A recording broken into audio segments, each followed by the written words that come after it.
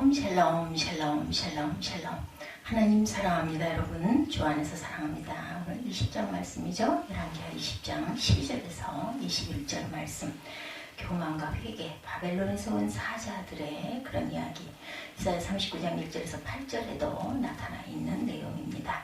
20장 12절에 보니 그때에 발라단의 아들 바벨론의 왕 브로닥 발라단이 히스기야가 병들었다 함을 듣고 편지와 예물을 그에게 보낸지라. 이렇게 시작을 하죠. 히스기야가 사자들의 말을 듣고 자기 보물고의 금은과 향품과 보배로운 기름과 그의 군기구와 창고의 모든 것을 다 사자들에게 보였는데 왕궁과 그의 나라 안에 있는 모든 것 중에서 히스기야가 그에게 보이지 않은 것이 없더라. 이렇게 말하죠. 14절에 선지자 이사야가 히스기야 왕에게 나와 이르되 이 사람이 무슨 말을 하였으면 어디서부터 왕에게 왔나이까? 히스기야가 이르되 먼 지방 바벨론에서 왔나이다. 페르시아죠. 15절에 이사야가 이르되 그들이 왕궁에서 무엇을 보았나이까? 하니 히스기야가 대답하되 내 궁에 있는 것을 그들이 다 보았나니 나의 창고에서 하나도 보이지 아니한 것이 없나이다 하더라. 예, 히스기야가 죽습니다. 16절에 이사야가 히스기야에게 이르되 여호와의 말씀을 들으소서. 여호와의 말씀이 날이 이르리니 왕궁의 모든 곳과 왕의 조상들이 오늘까지 쌓아두었던 것이 바벨론으로 옮긴 바 되고 하나도 남지 아니할 것이요 또 왕의 몸에서 날 아들 중에 사로잡혀 바벨론 왕궁으로 환관이 되리라 하셨나이다 하니 히스기야가 이사야에게 이르되 당신이 전한 바 여호와의 말씀이 선하나이다 하고 또 이르되 만일 내가 사는 날에 태평과 진실이 있을진데 어찌 선하지 아니하리요 하리이다. 20절에 히스기야의 남은 사적과 그의 모든 업적과 저수지와 수도를 만들어 물을 성 안으로 끌어들인 일은 유다왕 역대 지략에 기록되죠. 21절에 히스기야가 그의 조상들과 함께 자고 그의 아들 므낫세가 대신하여 왕이 되니라. 히스기야는 39세에 죽을 병이 걸려 살지 못하게 됩니다. 이런 내용입니다. 그러나 그가 하나님의 얼굴을 구하며 간절히 기도했을 때 하나님께서 응답해 주시죠. 그는 3일 만에 병에서 고침을 받고 성전에 올라가 감사의 제사를 드릴 수가 있었어요. 하나님은 그에게 몇 년을 15년의 수명을 연장해 주시죠. 또한 그가 구하지 않은 기도 제목이었던 아수르의 공격에서 그와 예루살렘을 구원해 주십니다. 당시에 최강의 국가였던 아수르의 군대는 하나님이 보내신 천사에 의해서 하룻밤 사이에 18만 5천 명의 죽음으로 무너지고 맙니다. 아수르 왕은 폐잔병을 추스르고 황만히 아수르의 수십소도 니느웨로 도망을 가죠. 그리고 하나님의 예언대로 산에 이르면 모반을 일으킨 두 아들의 손에 죽게 됩니다. 그리고 다른 아들인 에살 핫돔이 왕으로 등극을 하죠. 아수르는 이 전쟁의 패배로 국군이 크게 기울기 시작을 합니다. 반대로 아수르를 물리친 유다는 주변 나라의 두려움의 대상이 되겠죠. 주변 나라들은 예루살렘에 일어난 큰 승리와 기적에 감복하여 그들 스스로 보물을 가지고 히스기야를 만나러 왔고 선물을 진상하죠. 히스기야가 모든 나라의 눈에 존귀하게 비추이게 됩니다. 역대하 32장 22절에 이와 같이 여호와께서 히스기야와 예루살렘 주민을 아수르 왕 사네립의 성과 모든 적국의 손에서 구원하여 내사 사면으로 보호하시매 여러 사람이 예물을 가지고 예루살렘에 와 여호와께 드리고 또 보물을 유다 왕 히스기야에게 드린지라. 그 후부터 히스기야가 모든 나라의 눈에 존귀하게 되었다. 이렇게 증거합니다. 하나님의 축복으로 유다는 단시간에 번성하죠. 이때 히스기야가 누린 번성은 극에 달았다라고 성경은 증거합니다. 역대하 32장 27절에 히스기야가 부와 영광이 지극한지라 이에 은금과 보석과 향품과 방패와 온갖 보배로운 것들을 위하여 창고를 세우며 곡식과 세포도주와 기름의 산물을 위하여 창고를 세우며 온갖 짐승의 외양간을 세우며 양떼 우리를 갖추며 양떼의 많은 소떼를 위하여 성읍들을 세웠으니 이는 하나님이 그에게 재산을 심히 많이 주셨음이며 히스기야가 또 기온의 윗샘물을 막아 그 아래로부터 다윗성 서쪽으로 곧게 끌어들였으니 히스기야가 그의 모든 일에 형통하였다. 이렇게 증거하고 있습니다. 유다 나라는 이제 온갖 보물과 가축이 늘어났어요. 히스기야가 개인적으로 재산이 엄청나게 자신의 재산도 늘어납니다. 그가 무슨 일을 도모하든지 하나님이 지혜와 능력을 주시니 잘 감당할 수가 있었습니다. 특히 그는 기온 시냇물을 예루살렘 성으로 끌어들임으로 식수를 해결하는 놀라운 기술을 발휘합니다. 그래서 그가 하는 모든 일이 형통하였다. 이렇게 역대하에 증거하죠. 근데 그때부터 그에게 문제가 생깁니다. 히스기야에 어떤 문제가 있었는지 살피면서 오늘 주시는 교훈을 함께 묵상합니다. 첫 번째, 형통할 때 교만에 치우치지 말아야 되겠죠. 히스기야가 왕이 되고 14년 동안은 고난의 연속이었습니다. 그는 이 기간 동안 항상 하나님 앞에 겸손하였고 간절하게 늘 기도했습니다. 그렇지만 그가 하나님의 은혜로 모든 고난을 통과하고 형통하고 번성하게 되자 교만에 빠지고 말죠. 선질로 생각할 때 넘어질까 조심해야 되겠죠. 역대 32장 25절에 히스기야가 마음이 교만하여 그 받은 은혜를 보답하지 아니하므로 진노가 그와 유다와 예루살렘에 내리게 되었더니 이렇게 생각합니다. 그 대표적인 예가 바벨론 나라로부터 사절단이 왔을 때 당시에 바벨론은 아수르의 지배를 받고 있던 속국에 불과했죠. 그런데 바벨론 왕은 야망을 품고 있었어요. 아수르를 무너뜨리고 중동의 패권을 잡겠다는 은밀한 계획이 있었습니다. 자기의 적인 아수르가 작고 힘없는 줄 알았던 유다 나라에게 패하여 국력이 쇠퇴하기 시작하자 바벨론 왕은 쾌자를 올렸겠죠. 이때다. 유다 덕분에 원수의 나라인 아수르가 퇴락하기 시작했기 때문에 기회가 아주 좋은 기회가 왔어요. 바벨론 왕은 정치적으로 판단을 합니다. 아수르를 완전히 무너뜨리려면 작지만 강한 나라인 유다와 손을 잡아야겠다 생각을 한 거죠. 더군다나 자신들이 신으로 섬기는 태양이 히스기야의 기도 때문에 뒤로 10도나 물러났다는 기적을 자신들도 직접 관측을 할 수가 있었어요. 이 사실은 그들에게 히스기야와 동맹과 우호관계를 맺어야 할 강력한 이유가 됩니다. 그래서 바벨론 왕은 히스기야의 병세로 확인할 겸 사절단을 보낸 것이에요. 히스기야는 바벨론의 사절단이 찾아온 곳을 보고 의기양양해집니다. 히스기야는 아수르의 적인 바벨론과 우호관계를 맺는다면 아수르를 완전히 견제할 수 있다 이렇게 판단을 하죠. 그래서 그는 바벨론 사절단에 완전히 마음을 열고 모든 국가의 비밀을 다 보여주고 맙니다. 열왕기하 20장 13절에 오늘 본문 13절에 보면 히스기야가 사자들의 말을 듣고 자기 보물고의 금은과 향품과 보배로운 기름과 그의 군기구와 창고의 모든 것을 다 사자들에게 보였는데 왕궁과 그의 나라 안에 있는 모든 것 중에서 히스기야가 그에게 보이지 아니한 것이 없더라. 모든 걸 다 보여줬습니다. 히스기야는 바벨론 사절단에게 자기의 보물고의 금은과 향품과 보배로운 물건들을 보여주며 자랑을 하죠. 병기고의 든든한 무기도 보여줍니다. 국방의 기밀까지 공개를 한 거죠. 히스기야는 예루살렘 왕궁과 나라의 모든 기묘를 보여주지 않은 것이 없을 정도로 다 보여주며 자신의 번창함을 으쓱대며 의기양양해서 자랑합니다. 이 모든 영광이 자신의 지혜와 능력으로 된 것인양 자랑함으로 하나님의 영광을 그만 가리고 말죠. 히스기야 이와 같은 태도를 성경은 그가 형통하게 되었을 때 교만에 치우쳐 자기가 하나님께 받은 은혜에 대하여 하나님께 보답하지 아니한 것이다 이렇게 말하죠. 고린도전서 10장 12절에 그런즉 선줄로 생각하는 자는 넘어질까 조심해야 합니다. 누가복음 22장 46절에도 이르시되 어찌하여 자느냐 시험에 들지 않게 일어나 기도하라 하시니라. 그러므로 성경은 선줄로 생각할 때 넘어질까 조심해라. 예수님은 항상 깨어 기도하여 시험에 들지 않게 하라고 말씀하시죠.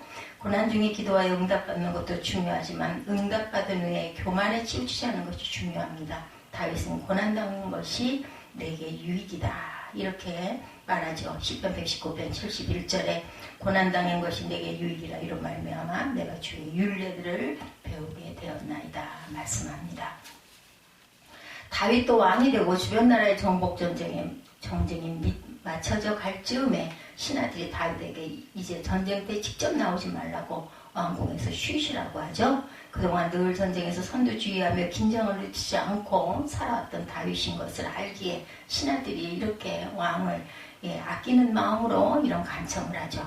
근데 그의 삶에서 갑자기 편한 시간이 찾아오자 그런 넘치는 시간을 주체하지 못하고 마음관리가 소홀해져 버립니다. 전쟁터에 있는 백성들이 여전히 치열한 전쟁을 하고 있는데 낮에 한가로이 낮잠을 자고 왕궁을 거닐다 모욕하는 여인을 보고 실족하고 말죠. 바로 밧세바 사건입니다. 이런 것을 보면 우리가 인생을 살 때 어느 정도 고난이 있고 뭔가 부족함이 있는 상황, 시간이 부족하든가 재정이 부족하든가 건강이 부족하든가 그리고 무언가 원하는 대로 착착 진행이 안 되는 상황이 생겨서 기도할 수밖에 없는 것이 오히려 감사라는 사실을 알아야 됩니다. 우리가 깨어있을 수 있기 때문에 형통하고 잘 될 때 교만에 치우치지 않냐는 분은 예수님이시죠. 예수님은 오병이어의 기적으로 남자만 5,000명을 먹이신 적이 있었어요. 그죠? 그러자 유대인들이 예수님을 임금으로 삼고자 할 때 예수님은 요한복음 6장 15절에 그들이 와서 자기를 억지로 붙들어 임금으로 삼으려는 줄 알고 다시 혼자 산으로 떠나가시니라 이렇게 증거합니다. 예수님은 사실 하나님이 우리에게 세워주신 온 세상의 왕이시죠. 하지만 아직 그때가 아니었습니다. 그것을 아시기 때문에 스스로 왕이 되지 아니하시려고 산으로 피신을 하신 거죠. 마귀는 끊임없이 예수님의 신분을 상기시키면서 예수님이 스스로 왕관을 쓰도록 유혹을 하죠. 예수님은 그 유혹을 그때마다 떨치고 하나님 앞에 더욱 겸손하셨습니다. 하나님이 높여주실 때 겸손하셨죠. 때가 되면 하나님이 예수님을 직접 높여주셔서 하나님 보좌 우편에 앉히시고 하늘과 땅의 모든 권세를 예수님에게 위임하시죠. 우리도 이 땅에서 스스로 영광을 취하는 일이 없어야 합니다. 예수님처럼 끝까지 겸손한 태도를 잃지 말아야 되겠죠. 하나님 앞에서 항상 겸손하고 모든 영광은 하나님께 돌릴 줄 알아야 합니다. 우리가 고난당한 중에는 어느 때보다 겸손히 기도해야 합니다. 또 문제가 해결되고 형통하게 되었을 때 늘 주님 앞에 겸손한 자가 되도록 해야 합니다. 그리고 감사해야 되겠죠. 주신 말씀대로 선주를 생각할 때 넘어질까 조심하고 항상 깨어 기도하는 저와 여러분이 되시기를 주님의 이름으로 축복합니다. 또한 하나님께 받은 은혜에 보답할 줄 알아야 합니다. 역대하 32장 25절에 히스기야가 마음이 교만하여 그 받은 은혜를 보답하지 아니하므로 진노가 그와 유다와 예루살렘에 내리게 되었다 이렇게 증거하죠. 성경은 히스기야가 교만에 빠졌기 때문에 하나님께 받은 은혜에 보답하지 않았다라고 말합니다. 그는 교만에 치우친 나머지 하나님이 주신 형통과 번영을 자기가 이룬 것이냐 자랑을 하게 되죠. 바벨론의 사절단이 찾아왔을 때 그는 하나님이 주신 모든 것을 그들에게 자기 능력인 양 자랑합니다. 그렇지만 그런 사절단에게 하나님의 능력과 위엄을 자랑해야 했어요.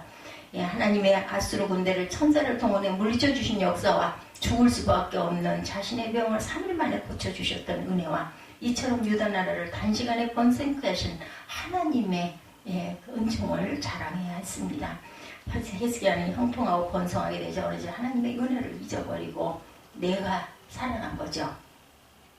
우리는 평생 하나님의 은혜를 잊지 말고 기억하고 하나님을 송축해야 될 줄 믿습니다. 시편 103편 2절부터 5절에 보면 내 영혼아 야훼를 송축하며 그의 모든 은택을 잊지 말지어다. 그가 내 모든 죄악을 사하시며 내 모든 병을 고치시며 내 생명을 파멸해서 속량하시고 인자와 긍휼로 관을 씌우시며 좋은 것으로 내 소원을 만족하게 하사 내 청춘을 독수리같이 새롭게 하시는도다. 히스기야만 자랑할 거리가 있는 게 아니라 우리도 하나님을 자랑할 만한 은혜가 있죠. 그 은혜를 잊지 말고 기억하시기 바랍니다. 그리고 우리 인생에서 자랑은 오직 주님만이 우리의 자랑이 되도록 해야 합니다. 고린도서 10장 117절에 자랑하는 자는 주 안에서 자랑할지니라 이렇게 얘기하죠. 또한 시편 20편 7절에도 우리는 야훼 우리 하나님의 이름을 자랑하리로다. 우리가 하나님의 은혜에 보답하는 길은 먼저 하나님의 은혜를 잊지 않고 하나님께 감사와 찬양을 드리는 것. 또한 다윗처럼 하나님의 이름을 만민에게 자랑하고 그것은 구체적으로 예수의 복음을 전파하는 것이죠. 오늘 이 시대에. 그러면 하나님이 주신 은혜를 잊지 않는 저와 여러분이 되셔야 할 줄 믿습니다. 그리고 하나님의 이름을 마음껏 자랑하는 저와 여러분이 되시길 바랍니다. 또한 셋째, 죄를 깨달으면 우리는 즉시 회개합니다. 우리는 죄를 많이 지어요. 그죠? 히스기야가 이처럼 교만에 빠져 있을 때 하나님은 그를 가만두고 보지 않으시죠. 그를 사랑하셨기 때문에 그에게 즉각 징계를 내리십니다. 열왕기 20장 17절에 야훼 말씀이 날이 이르니 왕국의 모든 곳과 왕의 조상들이 오늘까지 쌓아두었던 것이 바벨론으로 옮긴 바 되고 하나도 남지 아니할 것이요 또 왕의 몸에서 날 아들 중에서 사로잡아 바벨론 왕국의 황관이 되리라 하셨나이다 하니 정말 불행한 일이 아닐 수 없습니다. 히스기야가 교만에 빠져 바벨론 사절단에게 보여준 온갖 보물은 바벨론 왕의 마음에 유다를 반드시 차지해야겠다는 강력한 동기부여를 일으킵니다. 유혹을 받게 되는 거죠. 이 선언은 약 100년 후에 실제로 유다 나라가 바벨론에게 멸망당하면서 그대로 성취가 됩니다. 히스기야는 하나님의 말씀을 듣는 순간 자신이 교만에 치우쳐 큰 잘못을 저지른 것을 깨닫고 후회하고 즉각 회개하죠. 열왕기하 20장 19절에 히스기야가 이사야에게 이르되 당신 전한 바 야훼 말씀이 선하니이다 하고 이르되 만일 내가 사는 날에 태평과 진실이 있을진데 어찌 선하지 아니하려 하리라 이렇게 말하죠. 히스기야는 하나님의 진노와 심판에 대해서 이의를 제기하지 않았습니다. 자신의 죄로 당연히 받아야 할 형벌이라고 생각하고 하나님의 말씀은 선하다 이렇게 고백합니다. 이 말은 하나님은 공의로운 분이시므로 모든 것이 의롭다라는 고백이죠. 히스기야가 비록 죄를 지었지만 이처럼 즉시 회개하지 않으면 그에게 긍휼을 베푸십니다. 이 모든 저주가 히스기야 당대에는 일어나지 않고 그의 자손 때 일어나리라고 말씀하시죠. 이사야 1장 18절에 야훼께서 말씀하시되 올해 우리가 서로 변론하자 너희의 죄가 주홍 같을지라도 눈과 같이 희어질 것이요 진홍같이 붉을지라도 양털같이 희게 되리라. 믿음의 사람들이 형통할 때 예 없이 교만에 빠졌지만 그들 중에 하나님의 징계가 징계하시자 즉시 회개하여 하나님의 긍휼을 입은 사람들이 있습니다. 대표적인 사람이 다윗과 히스기야이죠. 두 사람은 지체하지 않고 회개함으로 하나님의 긍휼을 입습니다. 우리도 실수하고 범죄할 때가 많습니다. 그런데 죄를 깨달으면 지체하지 말고 하나님 앞으로 돌아와 회개해야 합니다. 어떤 핑계 대지 말고 누구 때문에 하지 말고 그러면 하나님 우리를 불쌍히 여겨주시고 다시 손잡아 주시고 일으켜 세워주시죠. 히스기야를 통해 오늘 우리에게 주시는 교훈은 형통할 때 교만에 치우치지 않도록 하자. 하나님의 은혜에 늘 보답하고 주 안에서 하나님만을 자랑하자. 셋째, 혹시라도 교만에 치우쳐 죄를 깨달으면 즉시 회개하십시다. 오늘도 주님의 은총으로 승리하시는 하루 되시기를 주님의 이름으로 축복합니다.